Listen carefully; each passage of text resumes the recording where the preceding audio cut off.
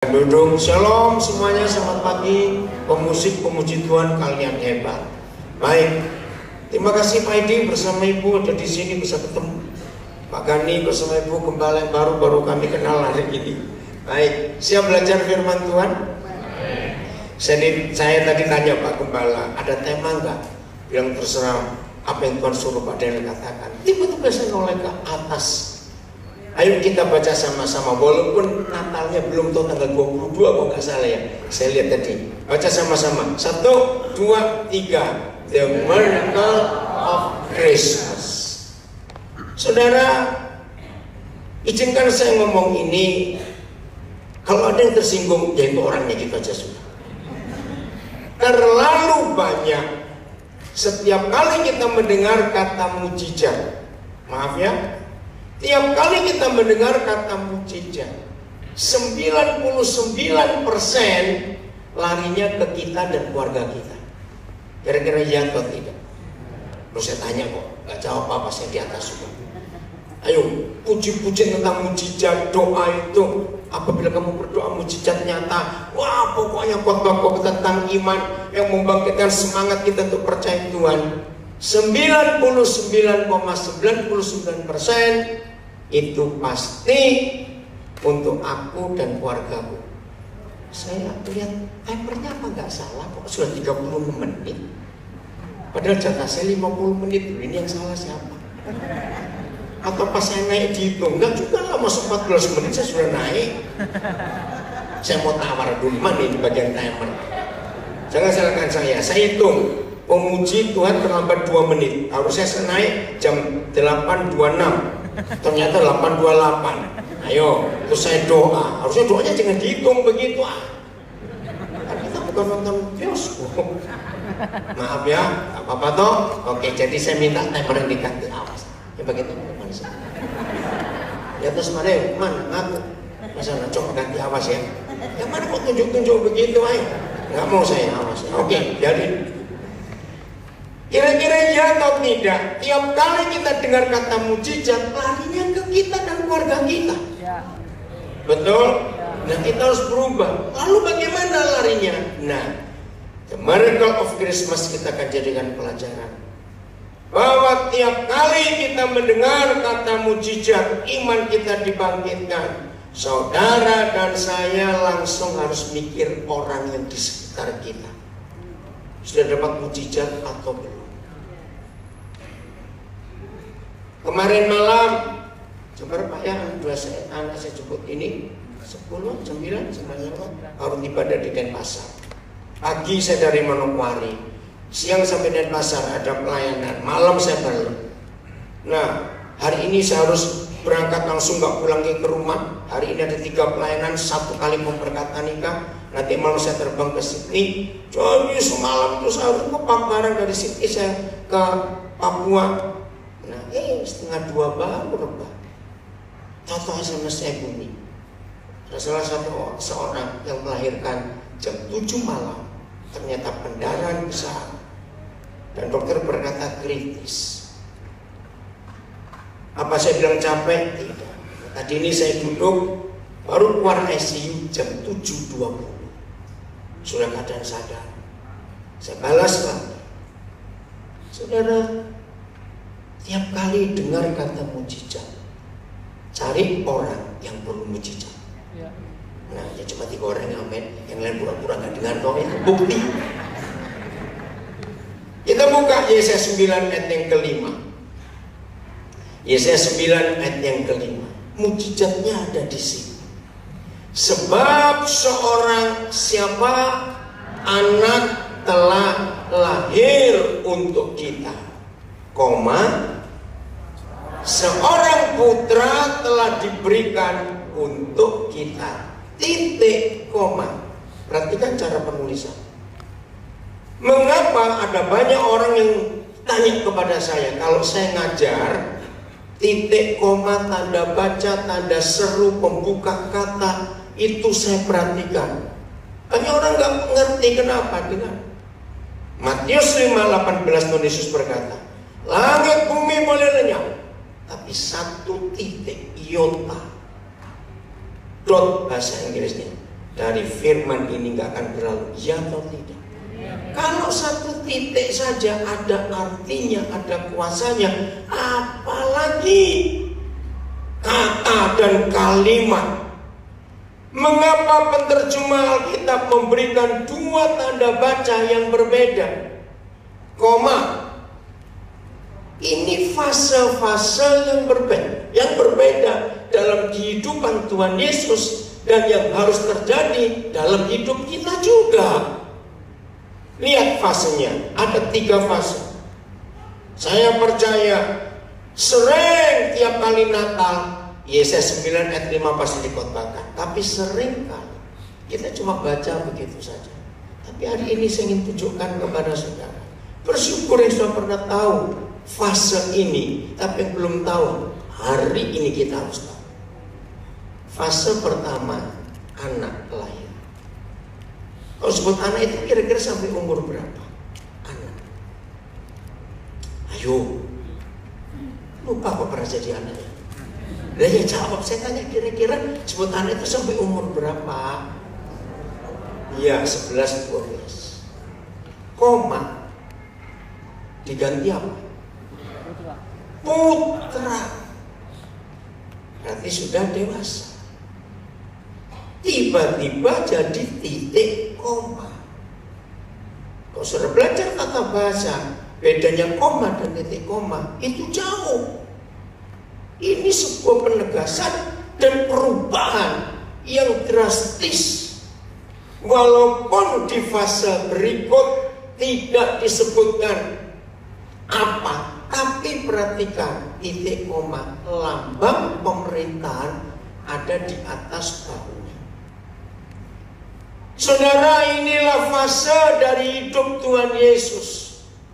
Tapi setan berhasil merusak gereja, menyelewengkan gereja, menjauh dari mujizat Natal itu. Maksud saya, hampir semua gereja di dunia, Yesusnya itu nggak pernah berumur setahun. Ngerti nggak maksudnya? Kalau dia lahir 25 Desember, nggak ada ayatnya, tanggalnya pun nggak jelas. Ya saya pakai internasional. Maka di 25 Oktober dia umur berapa? Ya biasanya untuk duit masa susah sih ngitung tanggal aja. Loh dia lahir 25 Desember, jadi 25 Oktober dia umur berapa?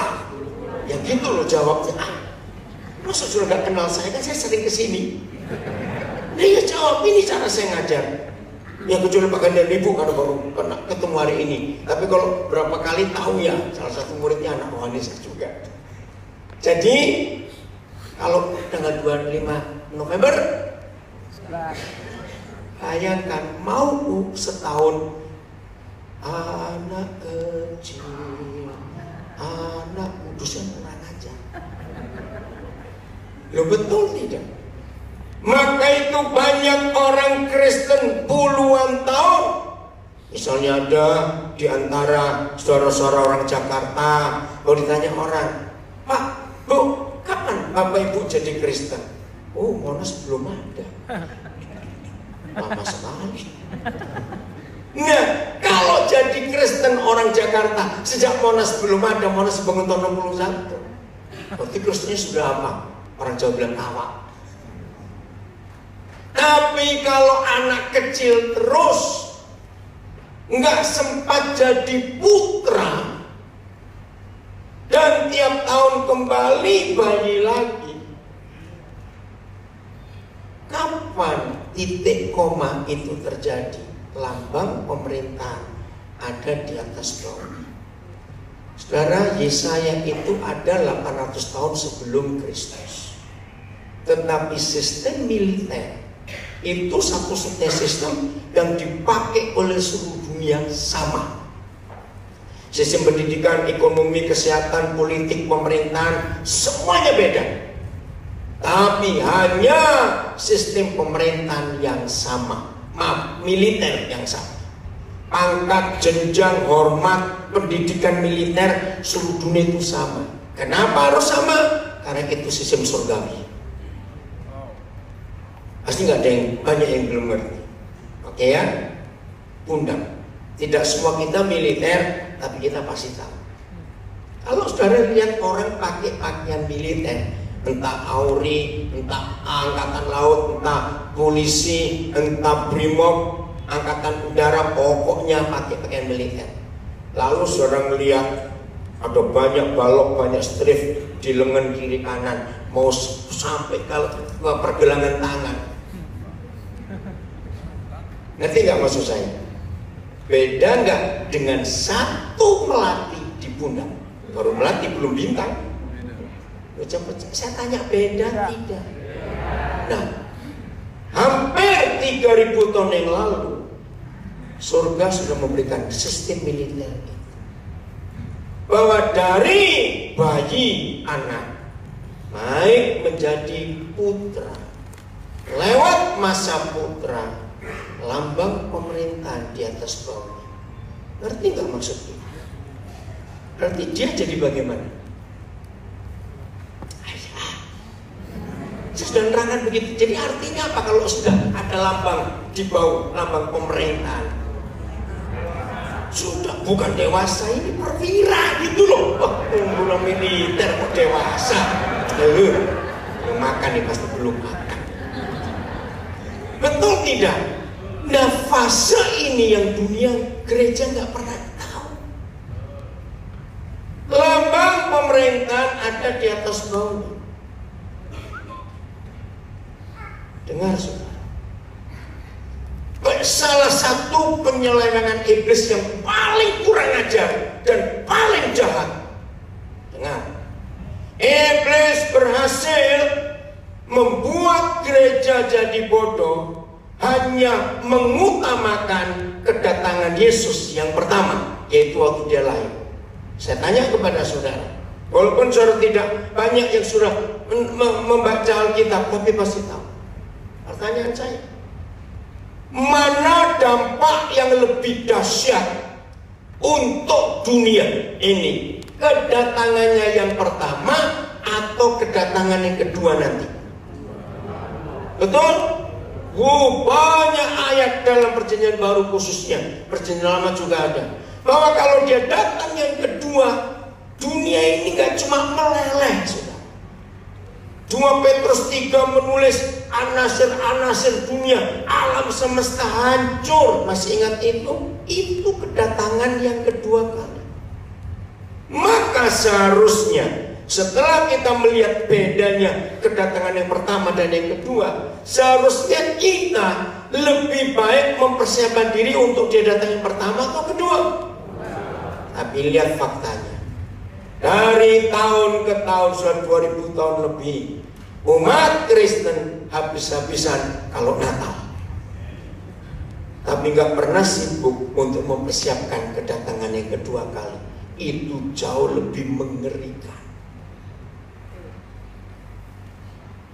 Dia menderita, ditulis di Alkitab. Dia diadili, ditulis. Disiksa, mati, dikuburkan, bangkit, naik ke surga, Roh Kudus dicurahkan, sampai dia mau datang kembali janjinya lengkap. Tapi Natal kecil. Bahkan hanya Lukas yang menulis agak detail. 3 penulis Injil lain tidak.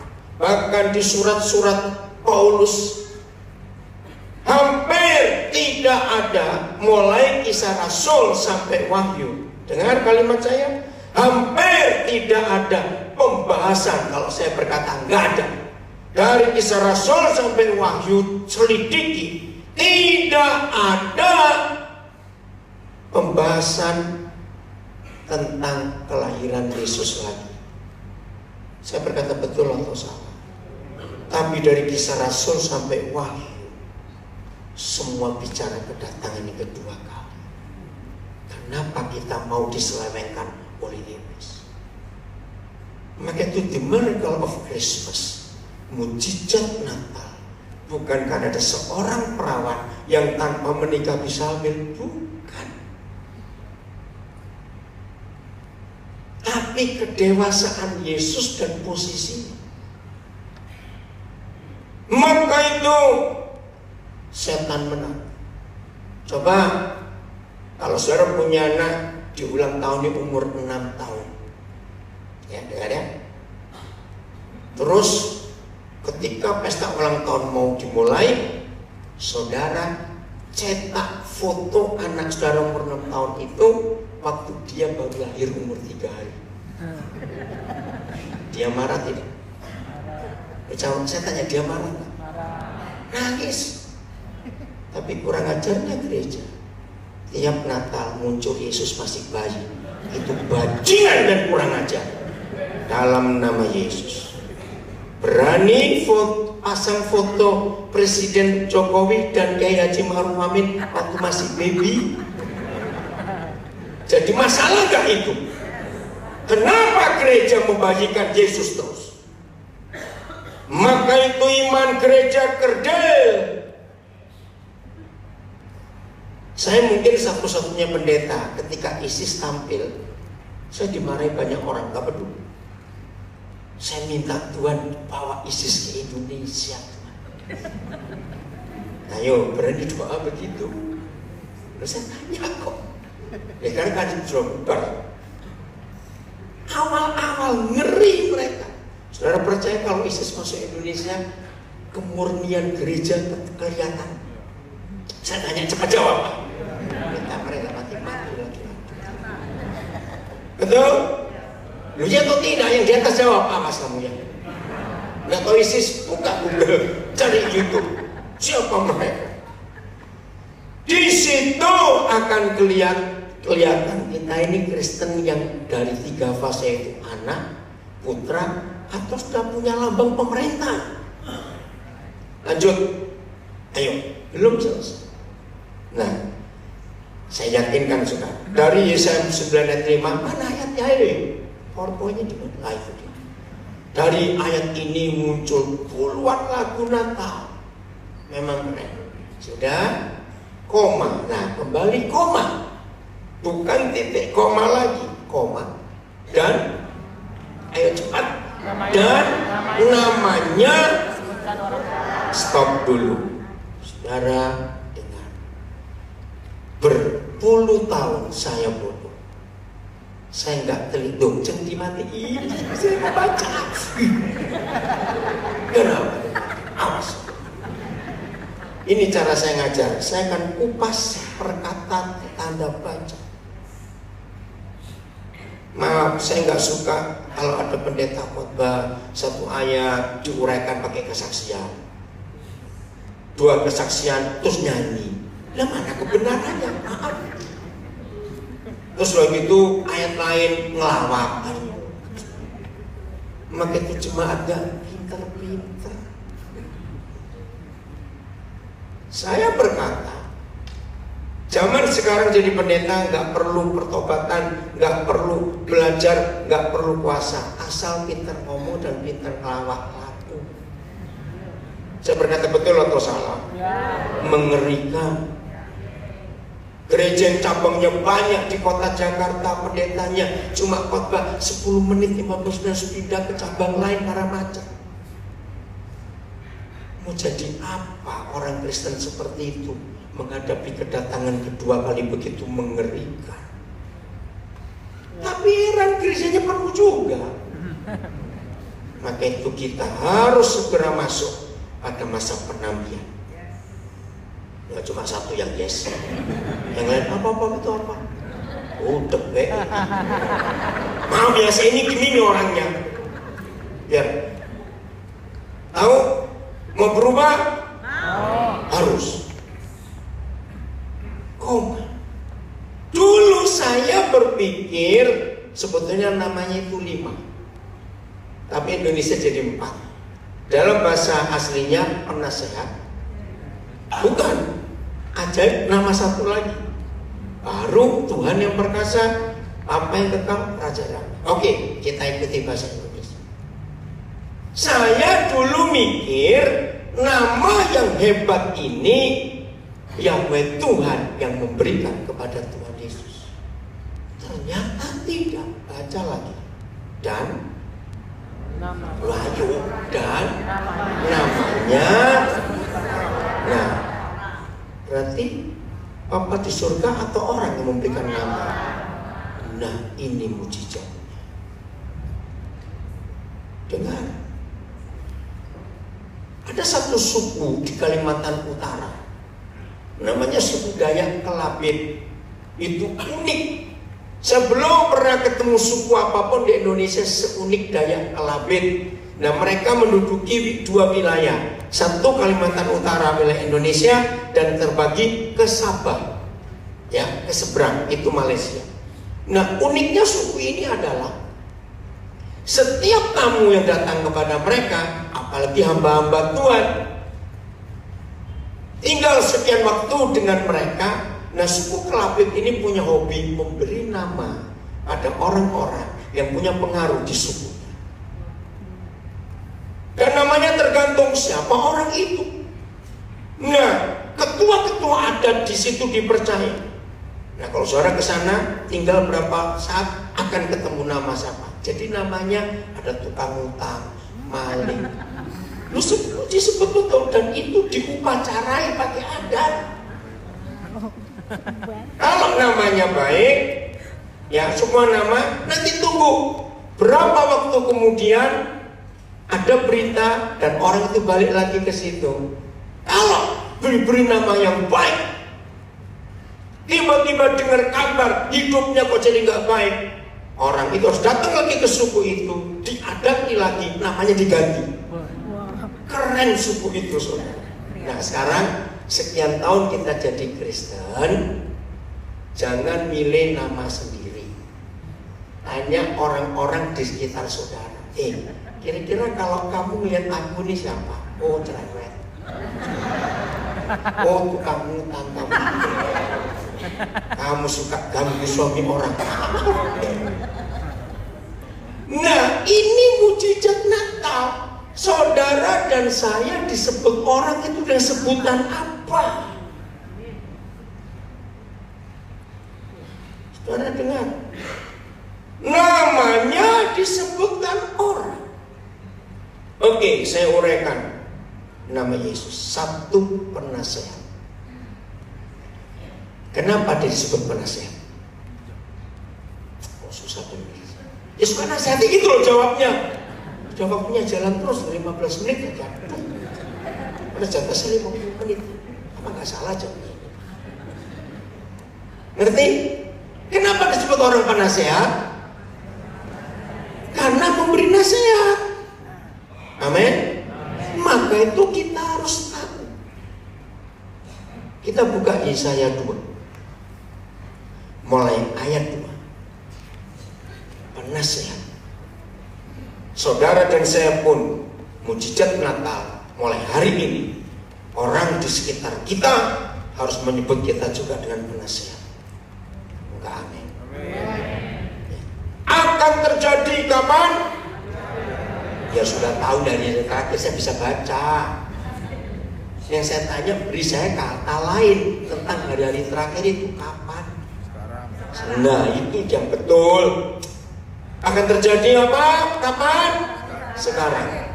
Gunung tempat rumah Yahweh. Perhatikan, ada gunung, di situ ada rumah Bapa kita. Akan berdiri tegak di hulu gunung-gunung. Hulu itu bahasa Melayu. Artinya apa? Pusat, ujung, ada hulu. Orang berkata satunya hilir. Betul ya? Ini bahasa Melayu. Jadi hulu itu yang paling atas, hilir itu yang bawah. Nah, itu sering-sering kalau keluar Kalimantan harusnya tahu istilah-istilah ini. Jadi Jakarta saja. Diajak kok. Ada gunung, dan gunung, kalau disebut gunung itu tinggi atau tidak? Tinggi, bukan polisi tidur, gunung loh ya. Nah, gunung ini posisinya ada di ujungnya gunung-gunung. Coba merenung sebentar. Jadi gimana posisi gunung yang satu ini? Paling tinggi. Oke? Menjulang tinggi, nggak selesai, dan menjulang tinggi di atas bukit-bukit. Ini nubuatan yang luar biasa. Tolong bagi yang belum tahu supaya tahu. Satu-satunya kitab yang menubuatkan Tuhan Yesus lengkap itu cuma Yesaya. Maka itu kalau ada orang tanya kepada saya, kitab apa saya paling suka? Yesaya. Dari nubuat Maria hamil sampai kedatangannya kedua kali lengkap di kitab Yesaya. Bahkan penderitaannya Yesaya 53. Dari situ Mel Gibson buat film The Passion of Christ. Lengkap. Maka itu kalau saya baca Yesaya itu saya tahu betul, luar biasa. Dan tentang kedatangan kedua ditulis paling panjang. Tidak ada kitab lain di kitab suci kita yang menulis begitu jelas, detail, rinci. Kedatangan Yesus itu akan terjadi apa di bumi ini? Apa yang terjadi kalau gunung rumah Yahweh itu ada di hulunya gunung-gunung dan menjulang tinggi di atas bukit-bukit, titik koma. Ini penting, bukan cuma koma. Baca 1, 2, 3. Segala bangsa, stop. Berarti ada yang ketinggalan?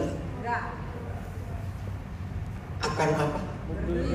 Berduyun-duyun ke sana. Untuk apa? Koma, lanjut. Ayo cepat jalan terus waktunya. Mana ayatnya? Dan banyak suku bangsa akan pergi. Bayangkan, sudah segala bangsa berduyun-duyun, ditambah lagi banyak suku bangsa akan pergi. Serta berkata, apa kata mereka? Mari.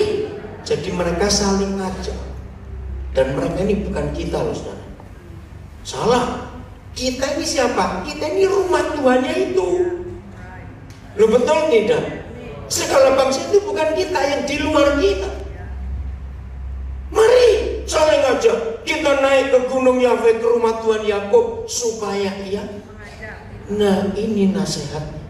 Supaya si penasihat itu mengajar mereka tentang jalan-jalannya, dan supaya mereka berjalan menempuhnya. Sebab dari Sion, titik koma lagi, akan keluar pengajaran dan firman Yahweh dari Yerusalem. Kita ini Yerusalem karena gereja. Ayat 4. Ia akan menjadi hakim antara bangsa-bangsa dan akan menjadi wasit bagi banyak suku bangsa. Maka mereka akan menempa pedang-pedangnya menjadi mata bajak dan tombak-tombaknya menjadi pisau pemangkas. Bangsa tidak akan lagi mengangkat pedang terhadap bangsa, dan mereka tidak akan lagi belajar perang. Ayat ini ditulis di dinding, salah satu dinding gedung PBB. Saudara, gedung PBB di New York itu menulis 4 kalimat, dan 4-4-nya diambil dari kitab Yesaya. Orang nggak tahu kalau itu firman Tuhan. Dari ayat ini PBB itu didasari bahwa nggak akan ada perang di dunia ini, karena ada penasihat yang ajaib. Amin. Jadi setelah kita tahu Yesus penasihat, karena ada nubuat bahwa akhir zaman gereja harus tampil paling tinggi di antara semua gunung di dunia ini. Kalau gereja tampil paling tinggi, dari mana-mana orang lihat nggak, saudara? Lihat. Ini yang Tuhan inginkan atas hidup kita. Kapan terakhir kali ada orang datang minta nasihat, saudara? Jangan jawab di mulut, tapi salah dalam hati aja. Kapan terakhir kali? Mujizat Natal bukan Maria, gadis Maria bisa punya anak, tidak. Kitanya bagaimana? Oke, kembali Yesaya 9 ayat 5. Kedua, ajaib. Salah satu keajaiban yang terjadi dalam hidup kami suami istri terjadi kemarin. Dalam perjalanan saya dari Manokwari mau menuju ke Denpasar, harus lewat Jakarta dulu. Nah, begitu saya turun Jakarta, saya buka HP saya dikirimi foto salah satu anak kami wisuda kemarin. di Universitas Katolik Sugio Pranoto. Dia nangis, saya juga nangis. Kenapa? Anak ini yatim piatu sejak umur 1 tahun. Dia diasuh oleh tantenya, adik mamanya. Adik mamanya ini guru di salah satu sekolah di Jakarta. Berapa tahun yang lalu saya diundang oleh sekolah ini untuk sharing tentang pendidikan dan khusus guru-guru. Nah, saya sampaikan apa yang saya alami dari Roh Kudus. Saya lihat ada seorang guru, selama saya ngajar dia nangis terus. Nah, begitu selesai, guru itu datangi saya. Dia bilang, "Pak, selama Bapak ngajar, saya cuma ingat satu ponakan saya. Kenapa? Dia yatim piatu seumur 1 tahun, nggak tahu bagaimana. Jadi bukan meninggal, nggak tahu hilang begitu saja bapak mama. Oke, bukan urusan saya. Nggak mau sekolah, kelas 2 SMP berhenti, main game terus kerja. Waduh, saya dengar itu. Nah, 2 hari kemudian kami akan pelayanan ke Serpong, BSD. Bisa nggak ibu ajak ponakan itu ketemu kami? Akhirnya mereka bawa ke Serpong. Saya kasih ongkos karena mereka nggak punya ongkos jauh. Mereka tinggal di daerah Taman Sari. Begitu ketemu anak ini, saya langsung peluk dia. Saya bilang, "Jo, mulai hari ini kamu panggil kami papa mama ya." Dia kaget karena nggak pernah ada kata papa mama dari mulut. Kami urus semua surat. 3 hari kemudian kami bawa dia ke Nabire untuk kami lanjutkan SMP-nya kelas 2. Lulus SMA, saya tanya dia, "Kamu ingin kuliah jurusan apa?" "Pak, saya dari dulu seneng game. Terus saya mau begini." "Nah, kamu cari. Papa nggak tahu di kampus mana yang ada jurusan." Tadinya dia pikir Binus, ternyata nggak ada. Cari-cari ternyata Sugio Pranoto, Unika. Ya udah. Nah, kemarin dia di wisuda. Tadi malam jam 10 dia baru tiba di Jakarta. Nanti jam 10 dia mau ketemu saya di gereja yang berikut kami mulai. Dia berkata, "Kalau saya nggak ketemu papa mama, saya nggak mungkin bisa lulus." Ajaib. Nah, kalau saya hitung, maaf saya cerita, saya pertama kali nyekolahkan orang itu tahun 81.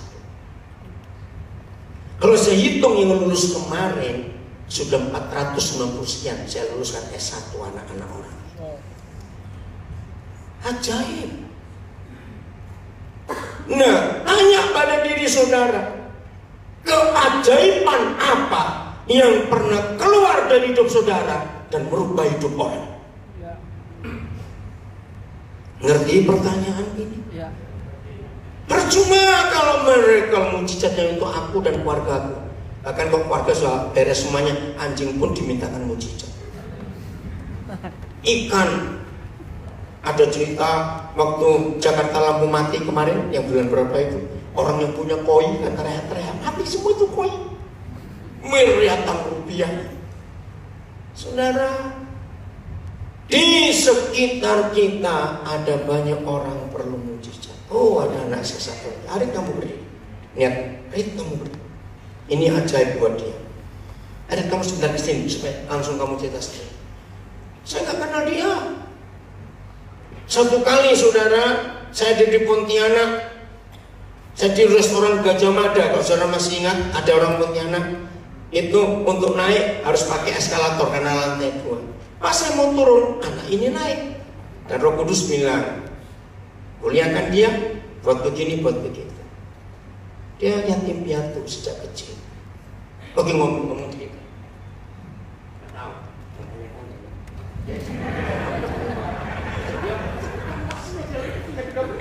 Shalom, hari Minggu. Di Tuhan, pertama kali ketemu Papi di Pontianak, di satu restoran di mana saya dalam keadaan putus asa lagi karena bingung dengan sekolah dan kuliah. Jadi pertama kali ketemu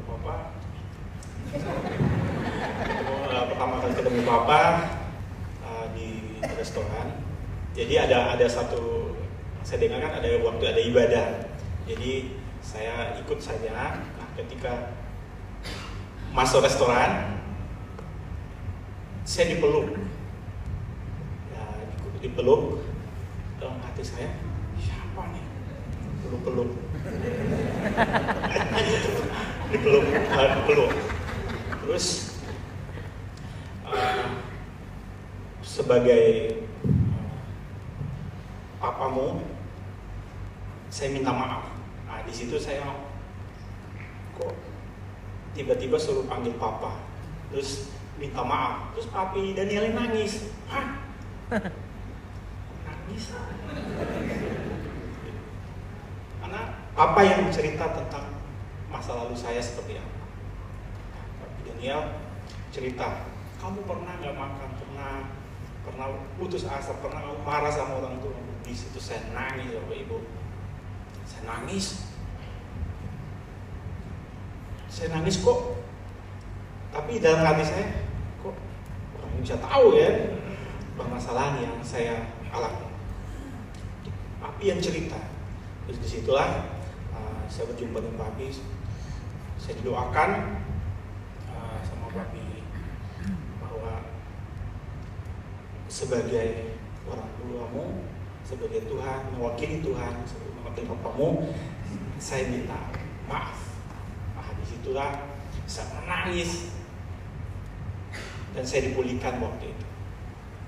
Puji Tuhan, saya dikuliahkan Papi Daniel dan bisa lulus tahun kemarin S1 di salah satu universitas negeri di Kota Pontianak. Nah, itu karena kemurahan Tuhan. Dari yang tidak mungkin, karena saya nggak punya apa-apa, untuk makan aja susah. Nah, Papi Daniel yang tahu, pokoknya untuk makan aja susah. Dan pengalaman saya kecewa sama Tuhan. Kenapa Tuhan harus begini? Nah, kenapa harus susah seperti saya dilahirkan? Tapi waktu ketemu Papi jelaskan bahwa Papa di surga sangat mengasihi engkau. Jadi siapapun kita, siapapun keadaan kita, ada satu rencana yang indah Tuhan sediakan. Asalkan kita mau ikut prosesnya Tuhan. Sampai dia ketemu jodohnya, saya melamar. Saya akan punya cucu dari dia. Bulan berapa kandungan Nevi? Menikah di bulan 5. Sekarang 8 bulan. Dia datang kan? Ya. Nevi datang kan? Oh iya. Ya, puji Tuhan, tepuk tangan dong ya. Ajaib. Jadi mendengar kata mujizat, jangan mikir diri sendiri. Lu nggak amin lagi tuh susah. Harus cari orang lain. Nama berikut Tuhan yang perkasa. Percaya dia perkasa? The Almighty God. Betul? Tapi sama konsepnya. Jangan hanya mikir Tuhan perkasa untuk aku dan keluarga. Bagaimana orang lain? Kemarin karena saya diundang Bank Mandiri sekota Denpasar untuk Natal, maka saya dijemput oleh salah satu direksinya. Ternyata pernah tugas di Papua. Nah, saya diantar oleh seorang orang Bali, namanya Dharma, lupa sana. Nah, ini direksi Bank Mandiri kaget, karena dia tahu ini orang Hindu dan begitu dekat dengan saya, ngantar bagasi saya. Dharma ini petugas Garuda bagian bagas. Ini pertemuan saya kedua dengan dia. Pertemuan pertama berapa bulan lalu saya ke Denpasar, waktu saya tunggu bagasi, anak ini dekati saya. Nah, terus saya tanya tentang masa lalunya, dia kaget, tuh saya tahu. Ajaib buat dia. Dan tahun depan saya akan kuliahkan dia. Dia sudah ambil di 1, saya akan lanjutkan. Maka itu kemarin ketemu. Dia harusnya sudah selesai tugas, tapi nunggu dia tahu saya datang, dia mau ketemu. Nah, saya kenalkan dengan direksi Bank Mandiri.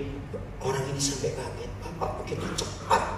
Iya, ini satu jiwa mau diselamatkan. Tuhan yang perkasa supaya banyak orang lain. Amin. Yang ketiga, the everlasting Father, Bapa yang kekal. Bersyukur kepada Tuhan hanya oleh kemurahan Tuhan kami suami istri dikenal oleh banyak orang adalah suami istri yang paling punya banyak anak. Ayo kita adu anak siapa paling banyak. Kami nggak punya anak kandung. Jadi biarlah kehadiran kita mewakili Bapa di surga. Karena generasi ini generasi nggak punya papa. Betul, generasi nggak punya papa. Yang terakhir, the Prince of Peace.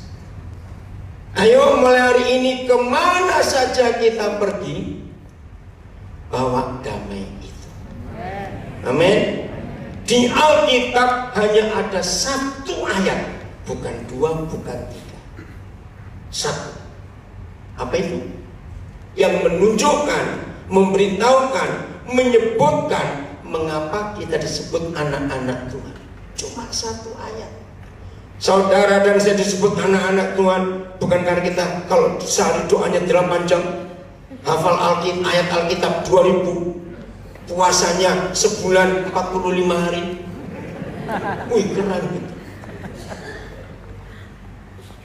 Satu-satunya ayat yang memberitahu kita kenapa kita disebut anak-anak Tuhan, buka Matius 5:9. Maka itu pulang dari ibadah ini, termasuk yang di rumah ngikuti, hanya teman-teman sekitar kita, mereka juluki kita dengan nama panggilan apa? Mau ya? Kalau orang-orang itu jujur, marah, awas. Baca sama-sama Matius 5:9. 1, 2, 3. Berbahagialah orang yang membawa damai. Nah, tidak ada kriteria dan persyaratan lain mengapa manusia berdosa seperti kita bisa disebut anak-anak pencipta alam semesta. Keren gak itu? Karena kita membawa damai. Ayo berikan saya kata lain, membawa damai itu apa?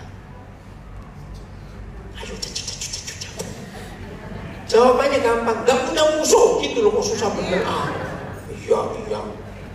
Sekarang saya tanya jujur, jangan ngomong lewat mulut, gak bohong ketahuan. Siapa yang hari ini masih punya koleksi musuh di lemari hatinya? Karena dia koleksi musuh. Betul? Mengapa firman Tuhan lebih susah dihafal, tapi firman mama mertua gampang dihafal? Loh, fakta tidak saya ngomong ini? Coba kalau Pak Gembala tanya, apa khotbah saya 2 minggu lalu? Ya, tapi firman mama mertua 20 tahun lalu masih ingat sampai hari ini. Berbahagialah nggak punya mertua. Mengapa? Karena firman mama mertua direnungkan siang dan malam. Loh, ketahuan ini sudah. Maka itu hafal, karena direnungkan. Firman Tuhan kita gak pernah renungkan. Nah, itulah bukti bahwa kita masih gak berdamai dengan mama mertua. Mungkin ada yang berkata, Pak, saya tuh gak pernah punya musuh lagi. Cuma ada 3 orang, saya tuh malas ketemu. Sama, goblok. Gak punya musuh tapi malas ketemu. Pokoknya sehebat apa pelayanan kita, begitu saudara dan saya masih punya 1 musuh saja, maka status anak Tuhan gugur. Raja damai. Ayo kita pulang. The miracle of Christmas kita alami dalam hidup kita. Mulai hari ini orang-orang menyebut kita, engkau itu penasehat. Ada keajaiban dalam hidupmu, dan kami alami. Engkau itu menyatakan Tuhan yang dahsyat perkasa. Tiap kali kami ketemu kalian, kami aman karena ada figur Papa dalam dirimu. Dan yang terakhir, kalau aku ketemu kamu kok enak ya, rasa damai gitu. Maka itu cek. Kalau Senin nggak masuk kantor, teman-temanmu senang. Nah itu dia. Kok tertawa, kenapa saya cuma ngomong? Tapi kalau setelah 2 jam temanmu gelisah, kok gak datang dia, kenapa? Itu dia. Cek pada diri sendiri. Musik silakan tampil. Saya minta Pak Pendeta Edi doa untuk kita semua. Pak Edi, mau berubah mulai hari ini? Ya, harus berubah, nggak mau jadi apa. Amin.